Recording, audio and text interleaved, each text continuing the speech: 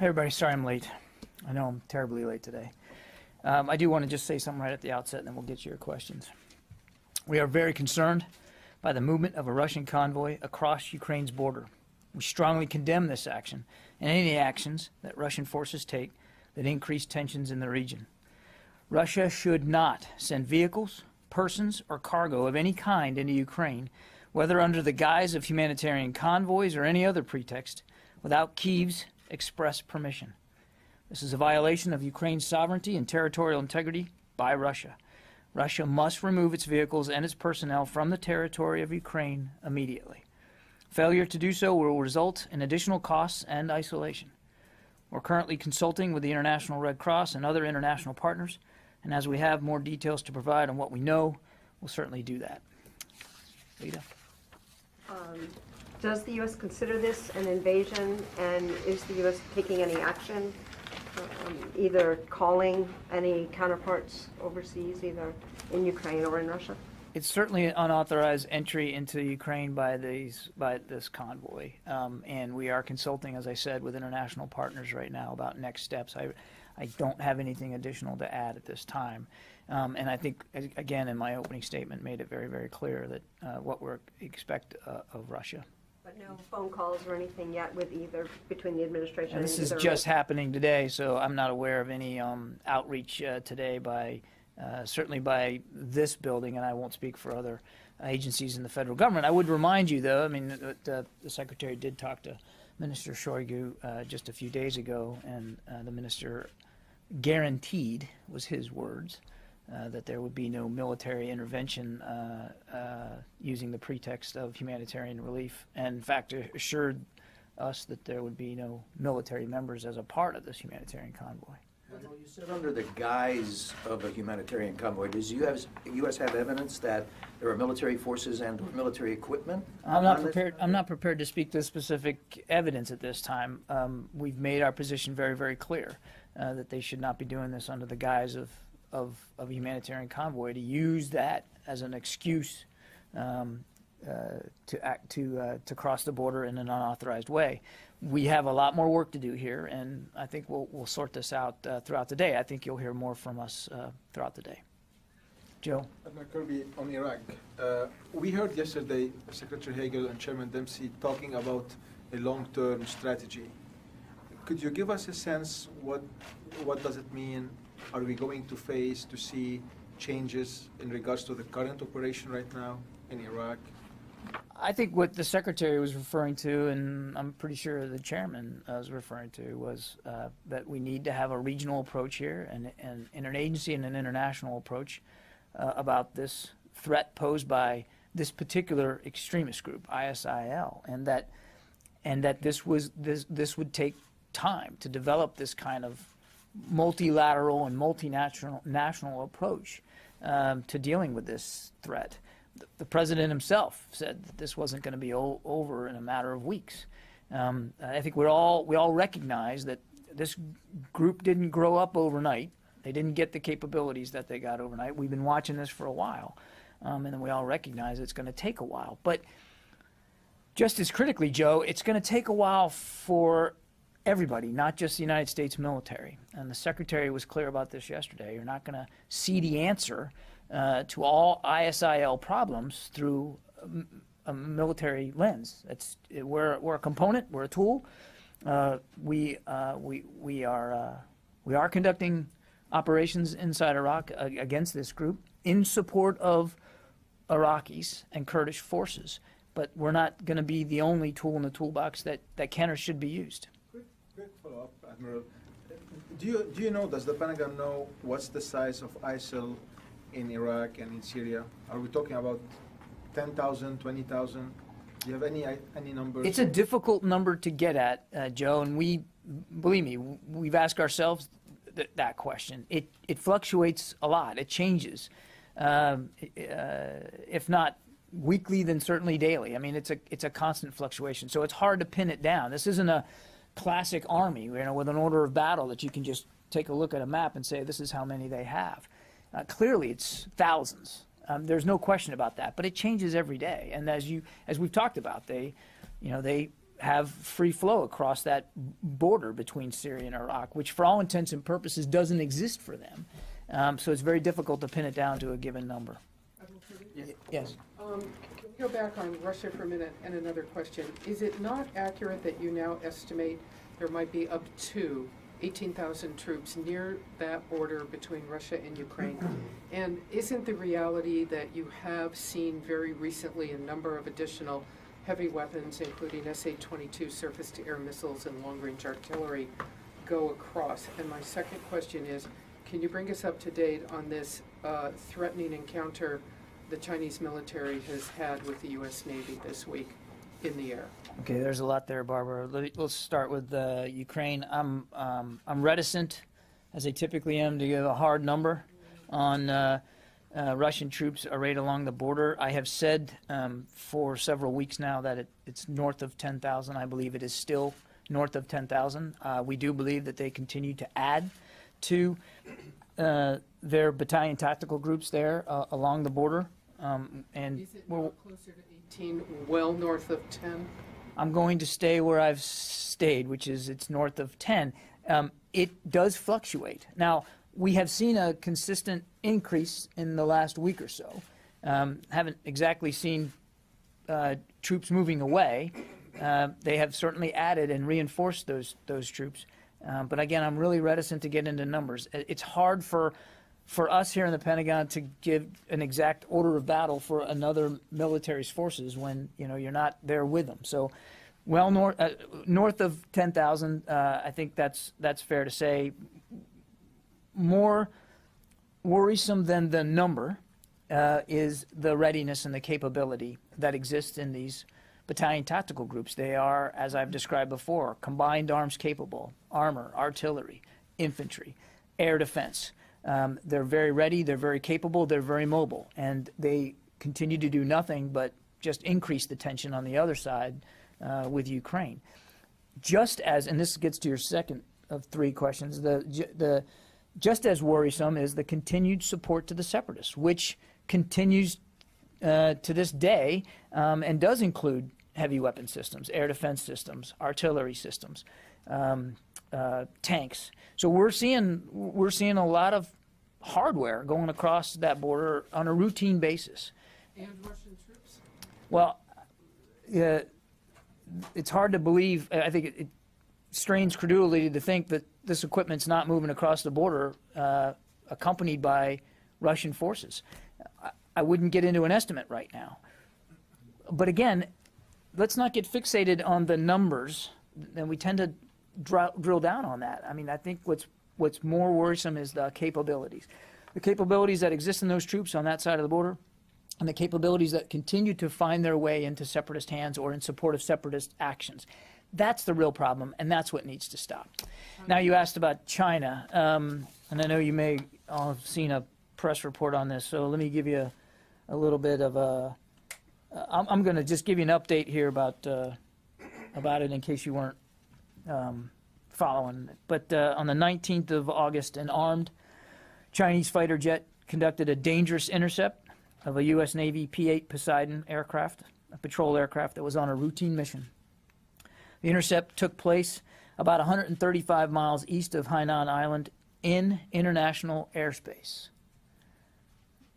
We have registered our strong concerns to the Chinese about the unsafe and unprofessional intercept, which posed a risk to the safety and the well-being of the aircrew and was inconsistent with customary international law. Also, it undermines, and we've made this clear, that it undermines efforts to continue developing military-to-military relations with the Chinese military. So that's where we are now. How close did they get? It's difficult to say with precision, but within 30 feet of the P-8. Very, very close, very dangerous. Is it correct as they went within 30 feet, they moved around the U.S. aircraft, over, under, around it at close range? We believe that they made several passes, 3 different occasions, crossed under the aircraft, with one pass having only 50 to 100 feet separation. The Chinese jet also passed the nose of the P-8 at 90 degrees with its belly toward the P-8 Poseidon. We believe to make a point of showing its weapons loadout. And then they flew directly under and alongside the P-8, bringing their wingtips, as I said, to within 20 feet. And then conducted a roll over the P-8, passing within 45 feet. So, I mean a roll. I'm not an aviator, so I'm not good talking with my hands, but basically if here's your P-8, your jet fire going over like this.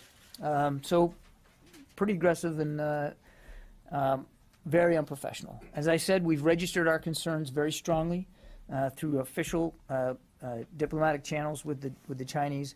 This kind of behavior not only is unprofessional, it's unsafe, and it is certainly not in keeping with the kind of military-to-military relations that we'd like to have with China. Did that answer your question? Do you have photos or video? I believe there's imagery of it, Jim. I don't know. We'll have to get back to you on that. I'm not sure. I'd like to follow up on Joe's question. Can you tell us, is the administration more seriously considering now expanding the air campaign in Iraq to directly confront ISIL in a way that it hasn't, with the goal, with an expanded mission perhaps of defeating them, or expanding the strikes to Syria? Because some of the comments that administration officials have made in the past few days suggest that maybe that's under more serious consideration than it has been in the past. And secondly, can you update us on the provision of weapons by the United States or by allied countries to the Peshmerga? On your first question, I think Secretary Hagel and the chairman spoke pretty well to it yesterday. I don't know that I can expound on it any further. We continue to assess and monitor ISIL activities. That's one of the reasons why we put assessment teams there in the first place, to get a good situational awareness of what's going on there. As you know, we are engaged in supporting Iraqi security forces, and not just only, but with kinetic airstrikes, which we believe have had an effect. I'm not gonna get ahead of planning that hasn't been done or decisions that haven't been made. We don't telegraph our punches, but I think you can rest assured that the leadership here in the Pentagon understands the threat posed by this group, understands the threat posed inside Iraq, and we're gaining every day a better understanding of Iraqi security force and Kurdish force capability in meeting the threat inside Iraq. But 2 points I think are important to make, and I'm going to make these points, but I also know I'm not answering your question. I'm not going to talk about any future planning or future operations. But it is important to remind everybody that what we are doing in there is in support of Iraq, and that ultimately this is a fight that the Iraqi security forces have got to take on. The second point is there's not going to be a purely military solution. And so when the Secretary and the Chairman were up here talking to you yesterday, they talked about using all the elements of American power and international influence as well to deal with this. Ultimately, the answer is going to be found in good governance. Now, I know that's not, that doesn't offer everybody the immediacy that they might want to have with dealing with this threat, this very serious threat. But ultimately, it's defeating the ideology through good governance. It's removing the unstable conditions, the petri dish through which groups like this can foster and grow. And that's really where we've got to get long term. And so we are a tool in the toolbox. We're going to continue to conduct the missions that we've been conducting in Iraq. You've seen it more today. I think Central Command released yet another press release now. We're up over 93 airstrikes. But ultimately, that's not going to be what solves this problem. Just to follow up, when does it become a question of U.S. self-defense versus this organization that's posing a transnational threat? Because, the administration has said again and again that it won't hesitate to act against any organization or terrorist group. That directly threatens American interests. That, to me, seems different than the Iraqi, helping them defeat, push back ISIL. But I think what you're seeing us do in Iraq does both of those things. And again, the Secretary mentioned this yesterday, that that part of the mission is supporting, advising, assisting, helping Iraqi security forces and Kurdish forces blunt the momentum. We believe we've succeeded in blunting that momentum. But it's also about protecting U.S. personnel and facilities, including some of the airstrikes that we're conducting inside Iraq. I think the United States military has, over the last several years, a pretty good track record of defending American interests and American citizens and American facilities in many places around the world from, protecting them and defending them from terrorist threats. Oh, I'm sorry. Yes, there's been as you heard yesterday, and I think I've said it before, Secretary Hagel has stood up a task force here at DoD to examine options and opportunities for us to resupply Kurdish forces. No decisions have come out. I have nothing to announce about that today. That said, we do continue to help the Iraqi government in Baghdad conduct those kinds of resupply missions. In some cases actually flying their equipment up to the north where it needs to get.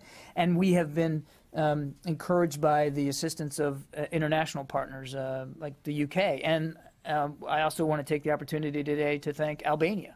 Albania has now come forward and offered to conduct resupply missions for Kurdish forces, which, again, we're very grateful for. Yeah. Can you just help me understand what Dempsey was saying yesterday? He did not rule out airstrikes inside Syria, did he? The Secretary didn't rule anything in or out. I think he said that that all options remain available, and they do. And I'm not going to speculate about where that might take us, Justin. I think you can understand why we wouldn't do that. On the Foley operation, there was a suggestion from at least one member of Congress today that the President or that the White House was slow to approve the rescue mission, and that this may have led to not getting there on time, essentially, and that the hostages were then moved. Do you have any indication that this operation was slowed down in any way? I don't have any such indication, Justin.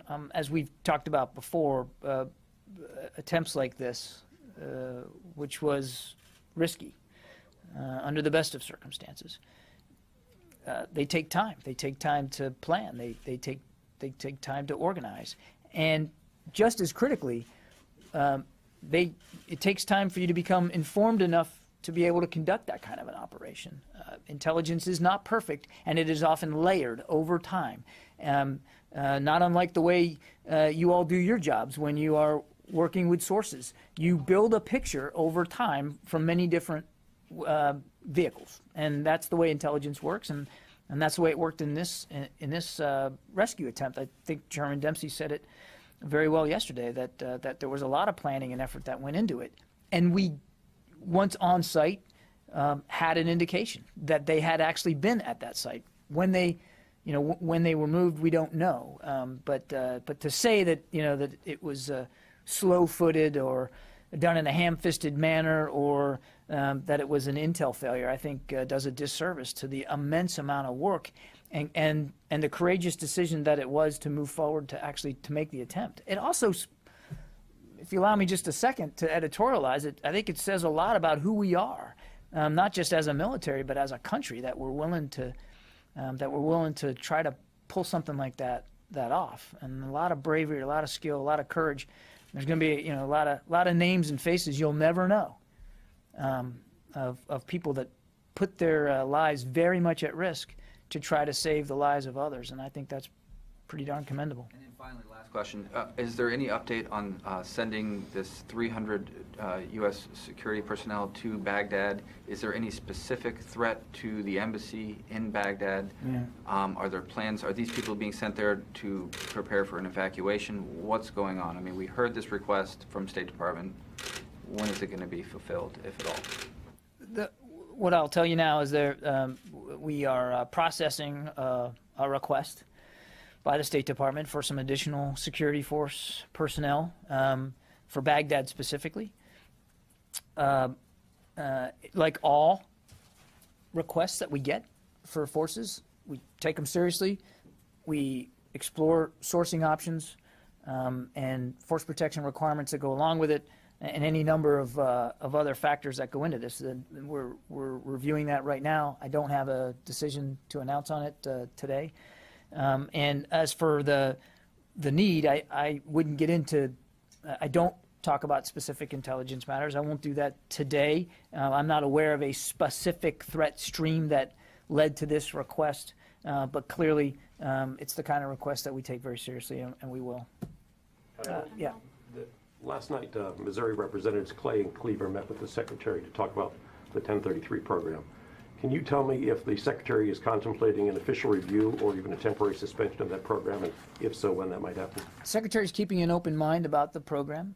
He shares the President's concerns about any blurring of lines between the military and local law enforcement. Of course, certainly as that concern could lead to the use of military equipment.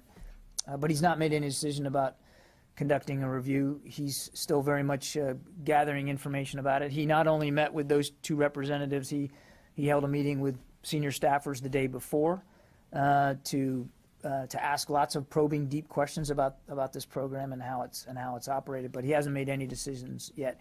I do want to point out, that most of the first of all, the military is not the only source of tactical gear used by law enforcement in this country.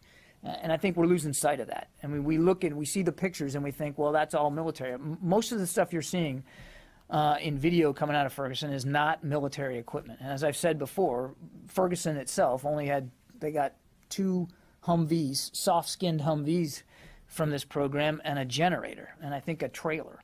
And that's it.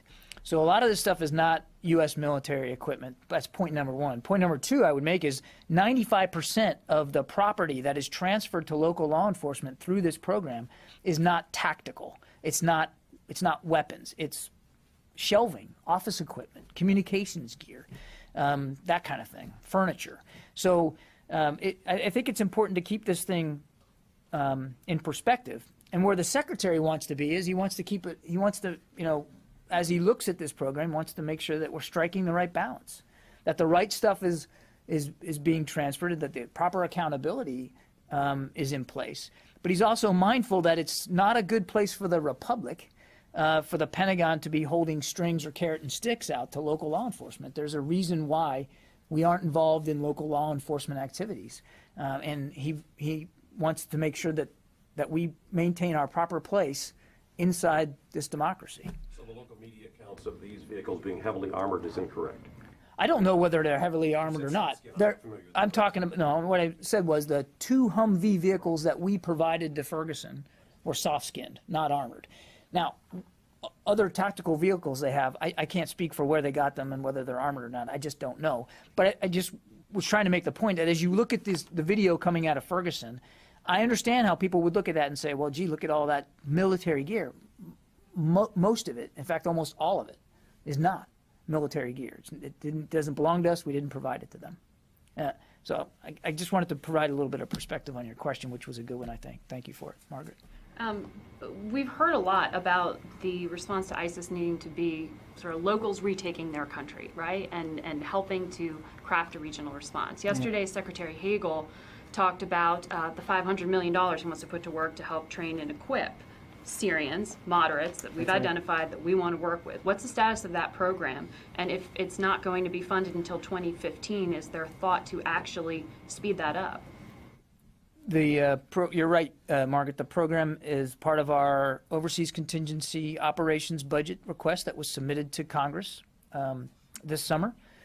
So it's on the Hill now for contemplation, and it has to be authorized by Congress. You're also right that it's a fiscal year 15 request, so that if authorized and appropriated, we wouldn't be able to access that money and therefore wouldn't be able to execute that program until fiscal year 15. I know of no plans to try to accelerate it. Again, we're working through Congress and through the budget vehicles available to us to get at that program.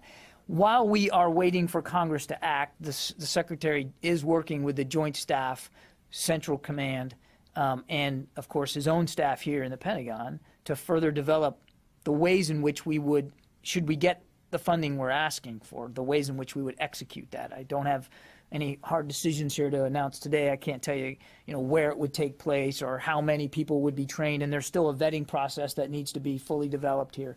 So there's still a lot of homework to do.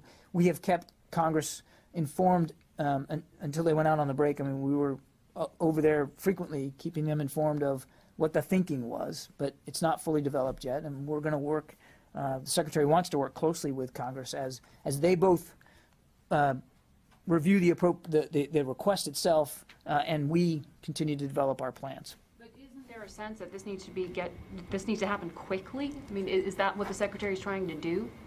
We are working through the budgeting process here to develop this program, and while yes, everybody shares a common sense of purpose here when it comes to the train and equip mission for the moderate opposition, we also don't want to get it wrong either. So you can only go as fast as right, and that means that you've got to have a good plan in place, and a key to that is a proper vetting process, which we just haven't nailed all that down. It's really important in order to do this, to have a positive impact on the moderate opposition, that you're working with the right sorts of folks. So am I understanding what you're saying to mean that this building would not have the authorities to act without congressional approval and not before 2015 to do this? We do not have the authorities now to begin a train and equip program with a moderate Syrian opposition. We want to have those authorities, and we want to have the resources that go with it. And we also want to build a program that makes sense and that will do the job. And we're still working on that right now. Yeah, in the back.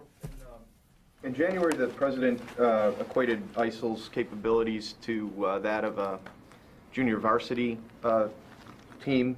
So, which seems to be in direct contrast with what the secretary said yesterday. I was wondering if there had been new analysis or done to get the secretary to that position, and does that mean that ISIS is getting stronger?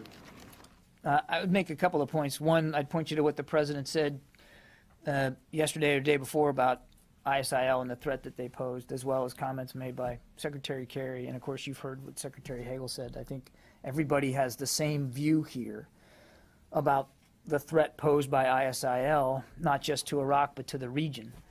There's no divergence. This is August. You're talking about comments that were made in January.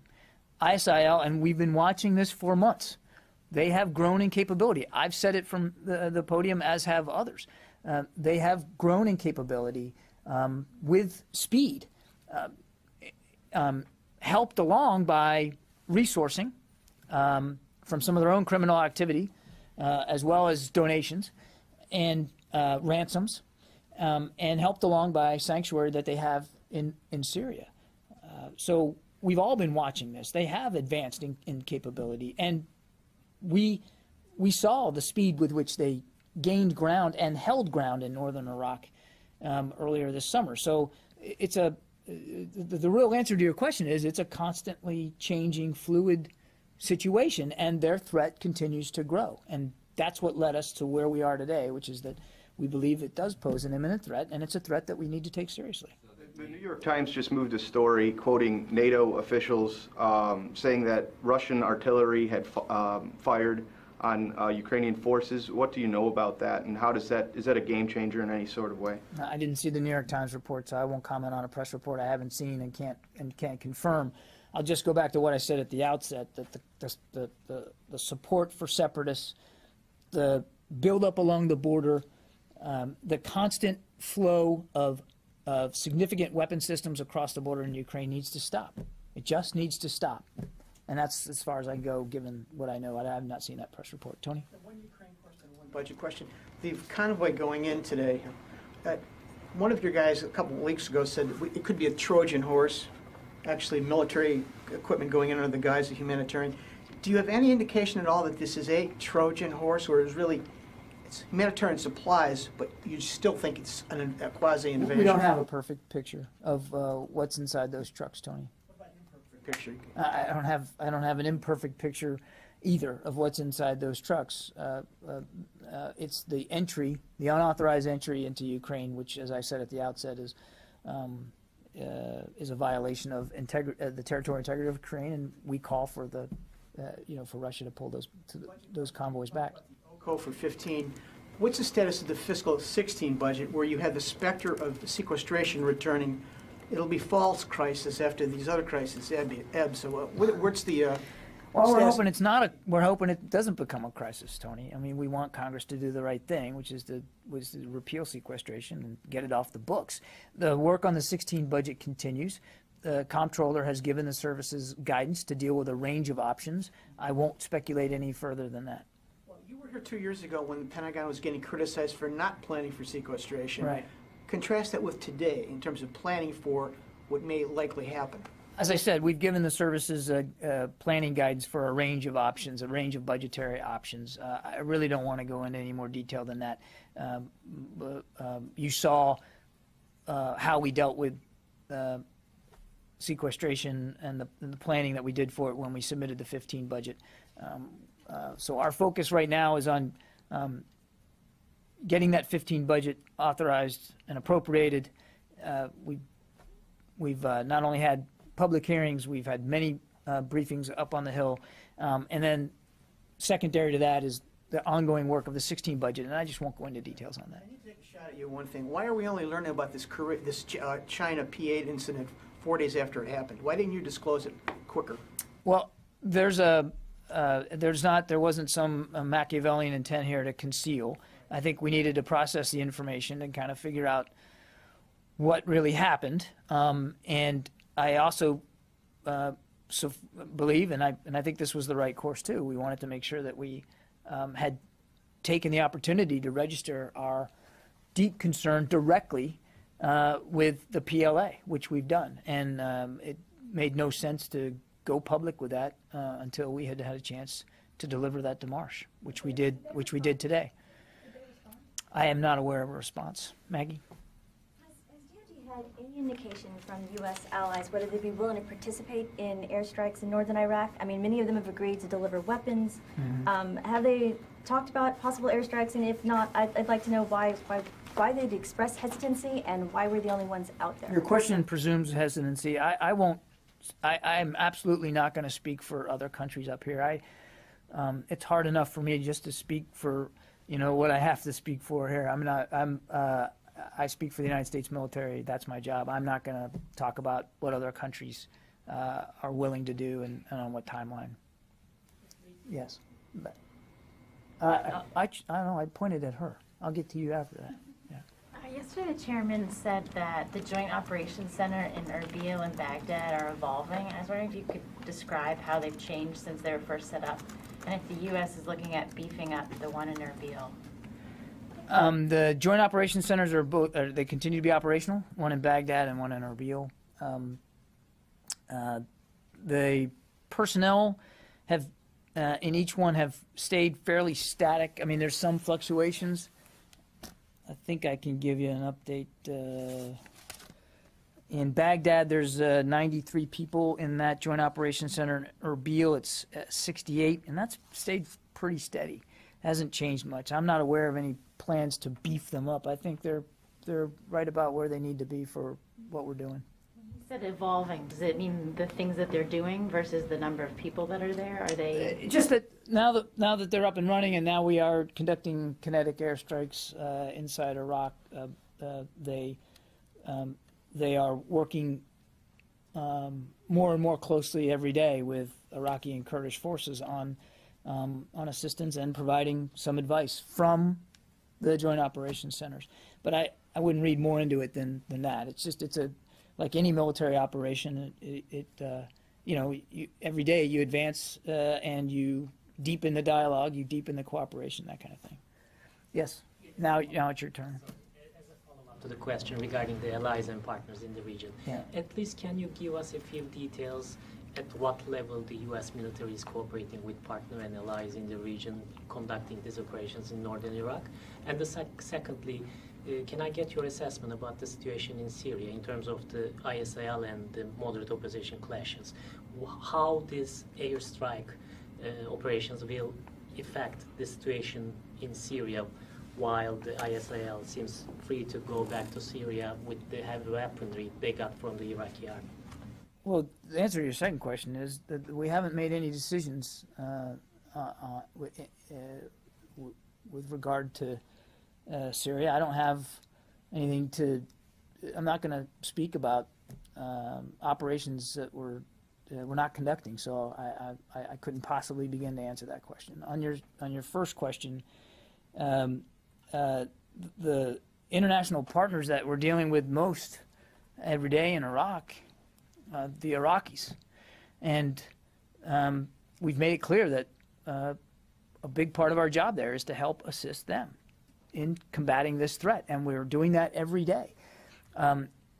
There have been some international partners who have come forward and made it public that they would assist in the humanitarian side of that mission, the UK and Australia, the French, and others, Italy. And I'll let them speak to what they're doing and how they're doing it and decisions they're making. But with regard to day-to-day, and particularly with respect to the airstrikes that we're conducting, it's being conducted with our partners in Iraq, our Iraqi partners. Yep. I got time for just a couple more. On the budget, are we likely to see an additional OSA request before Congress takes up its spending measures sometime in September for the Iraq missions? I'm not aware of any, and I wouldn't get ahead of that. I think the Secretary said it pretty well yesterday that we think we're going to be okay for fiscal year 14, but he wouldn't. He opened the door for the possibility that for 15 we might need to look at some additional funding sources, but we're not there yet. We just don't know. Do you have any sense of a timeline of when that decision? I do not. No. You had your hand up for like ever. He got. Oh, she said that was easy. All right, last one. Sorry. So I want to go back to the China fighter. Excuse me if I'm naive about this, but you said they intercepted the P-8, and I was wondering if there was any message from the Chinese pilot about why they were intercepting it, and if there are any standard procedures that go with an interception, if they had noted. Well, you're not supposed to do a barrel roll over the aircraft. Look, I'm not aware of any radio communications. I'd point you to Pacific Command for details like that. I think the message that they were apparently trying to send was, they resisting the flight of this patrol aircraft, which I remind you, as I said at the outset, was in international airspace. And the message we're sending back to China is that's unacceptable and unhelpful to the military relationship that we would like to have with them. Listen, before I go, I tried to make a quip, and I don't think it came off the way. When I said I have a hard enough time doing this, I meant my own eloquence. I didn't mean that I don't like the job and what I'm doing. I very much do enjoy the privilege of being up here, but I was just talking about my own poor performance on most days. All right, thanks everybody, appreciate it. What is the possibility you could release further